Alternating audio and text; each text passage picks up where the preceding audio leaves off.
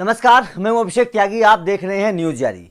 इस वक्त PM care fund की खबर खूब सुर्खियों में है और लोग जानना चाहते हैं कि आखिर ये खबर है क्या और पीएमओ की तरफ से इसका क्या जवाब आया था। तो इसको लेकर मैं आपको पूरी जानकारी दूंगा और आपको पता चलेगा, दरअसल आपको पता चलेगा कि किस तरह से आपको गुमराह किया जाता है, किस तरह से आपको बहकाया जाता है और किस तरह से आपकी नाक के नीचे सरकार तमाम ये काम कर रही है। क्योंकि आप सब लोगों को याद होगा कि सरकार ने शुरुआती दौर में कहा था कि सब कुछ पारदर्शिता होना चाहिए, सब कुछ साफ होना चाहिए ताकि लोग एक दूसरे की जानकारी ले सके, एक दूसरे का पता चल सके कि आखिर सरकार में हो क्या रहा है।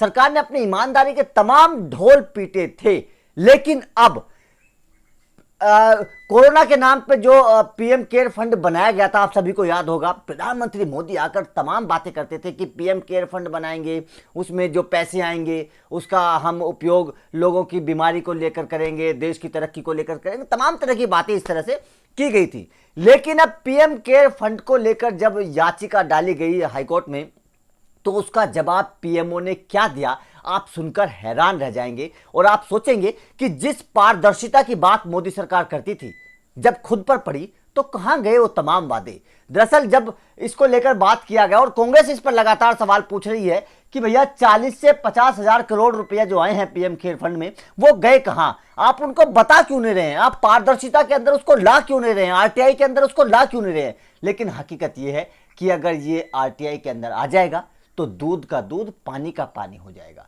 और अगर दूध का दूध पानी का पानी हो गया तो मोदी सरकार की तमाम पोल खुल जाएंगी। अब वो क्या है मैं आपको बता देता हूं।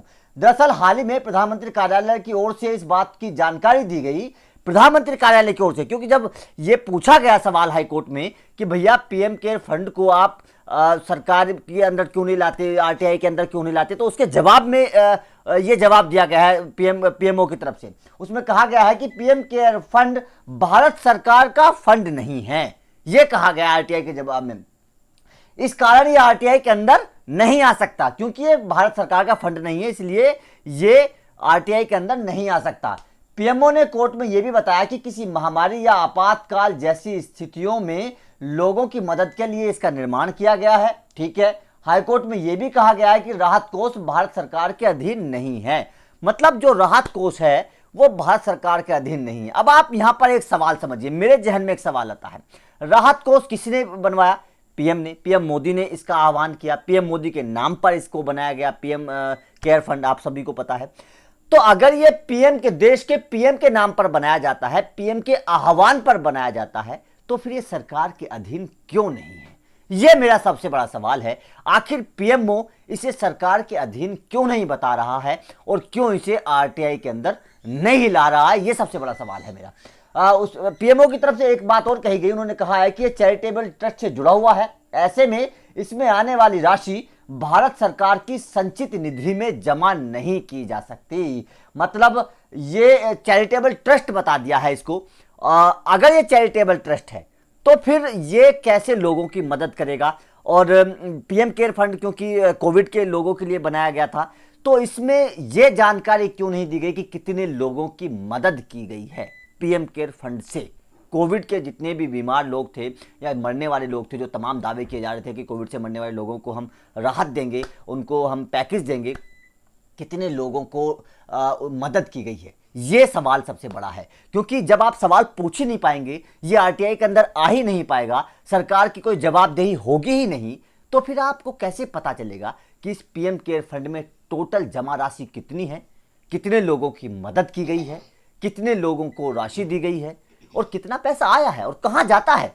जब पारदर्शिता ही कुछ नहीं रहेगी, सवाल जवाब कोई कर ही नहीं पाएगा, तो फिर इसका पता कैसे चल पाएगा? दरअसल पीएम केयर फंड को लेकर वकील सम्यक गंगवाल ने दिल्ली हाईकोर्ट में याचिका दर्ज की थी। सम्यक गंगवाल नाम के वकील हैं, उन्होंने दिल्ली हाईकोर्ट में याचिका दर्ज की थी और पूछा था कि पीएम केयर फंड को संविधान के अनुच्छेद 12 के तहत सरकारी फंड घोषित किया जाए, ये उन्होंने बोला था। और इस याचिका में उन्होंने ये भी कहा था कि इसकी पारदर्शिता बनाने के लिए इसे आरटीआई के अंदर लाना चाहिए। वैसे एक बात बताते हैं कि जिस तरह से कोविड का दौर है, कोविड के दौर में लोगों की नौकरियां गई हैं, लोग बेरोजगार हुए हैं, लोगों के पास काम धंधे नहीं हैं। ऐसे में अगर देश के लोगों से पीएम ने मुश्किल वक्त के लिए पीएम केयर फंड में पैसा जमा करवाया, तो फिर लोग बेरोजगार हैं, जिन लोगों के पास नौकरी नहीं है, नौकरी चली गई है, या फिर जो कोविड के चलते अपनी जान गंवा चुके हैं, जिन परिवारों में अब कोई कमाने वाला नहीं है, क्या उन परिवारों की मदद इससे नहीं की जा सकती? यही बात उन्होंने की है कि इसको पीएम केयर फंड को 12 अनुच्छेद 12 के अंदर सरकारी फंड घोषित किया जाए। अगर ये सरकारी फंड घोषित हो जाएगा तो फिर लोगों की मदद की जाएगी, सरकार की तरफ से जो फंड है उसके लोगों को पता चल पाएगा कि आखिर कितना पैसा और कितनी मदद की गई है। लेकिन अब अगर आप आरटीआई लगाएंगे पीएम केयर फंड को लेकर, तो आपको जवाब सीधा मिलेगा कि भाई ये आरटीआई के अंदर नहीं आता है, और इससे जुड़ी आप कोई भी सवाल नहीं पूछ सकते हैं, क्योंकि ये राहत कोष में आ ही नहीं सकता, और इसका सरकार से कोई लेना देना है ही नहीं। तो वैसे आपका क्या मानना है? जब पीएम मोदी ने तमाम तरह की बातें करके पीएम केयर फंड को खोला था और लोगों की मदद के लिए इसमें पैसा डोनेट करने के लिए आप लोगों से कहा था, आप लोगों ने भी पैसा डोनेट पीएम केयर फंड में किया होगा, चाहे कितना ही भी किया हो, तो फिर आपको हक है पूछने का, जानने का, समझने का कि भाई इस पैसे का जो मैंने दिया है उसका हुआ क्या है। लेकिन आप भी अगर चाहेंगे तो जान नहीं पाएंगे, क्योंकि ये पारदर्शिता से अलग है, ये आरटीआई से अलग है, और ये सरकार के अधीन नहीं है।